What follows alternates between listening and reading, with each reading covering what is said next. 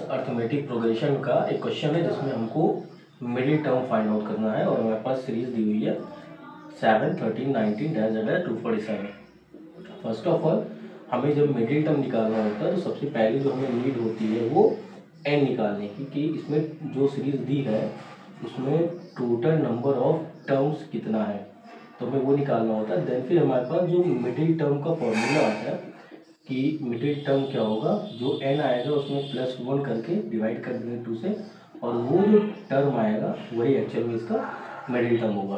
तो हमारे पास इस क्वेश्चन में दो पार्ट करने पड़ेंगे।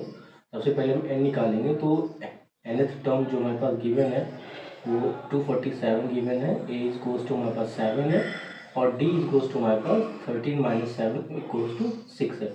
फॉर्मूला होता है nth टर्म का an is equals to a plus n minus 1 into D. an की जगह पर वी हैव 247, a की जगह पर हमारे पास 7 है, then n minus 1 n we need, and then D हमारे पास 6 है।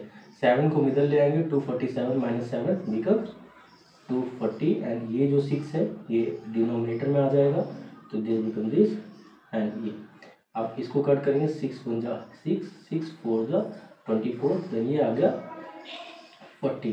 तो n minus 1 is this, n is equals to 1 इधर ट्रांसफर हो जाएगा, 40 + 1 यानी n इज इक्वल्स टू आ गया 41। यानी इस पूरे सीरीज में जो यहाँ से लेके यहाँ तक टोटल कितने नंबर है, मतलब टर्म्स है 41 है। अब हमारे पास मिडिल टर्म कितना हो जाएगा, मिडिल टर्म हमारा जो होगा वो हो जाएगा n + 1/2। n हमारा आया 41 और +1/2 यानी कितना हो जाएगा 42/2, कट करके आ गया 21st टर्म। अब ये जो 21st टर्म आएगा इस सीरीज का हमारा वो मिडिल टर्म हो जाएगा। तो अब जब हम a21 निकालेंगे तो a21 का मतलब a + 20d। a हमारे पास 7 था, जितना भी टर्म होता है वह किससे कम होता है। a हमारे पास कितना था 7 था और 20 हमारे पास 20 जाएगा, d की जगह हमारे पास 6 है, तो ये आ गया 7 + 20 को 6 से मल्टीप्लाई करेंगे आ जाएगा 120, एंड ये ऐड हो जाएगा, आ गया आंसर 127। तो ये इस सीरीज़ का मिडिल टर्म आया है। मिडिल टर्म था 21st एंड उसकी जो वैल्यू आई है वो 127 आई है।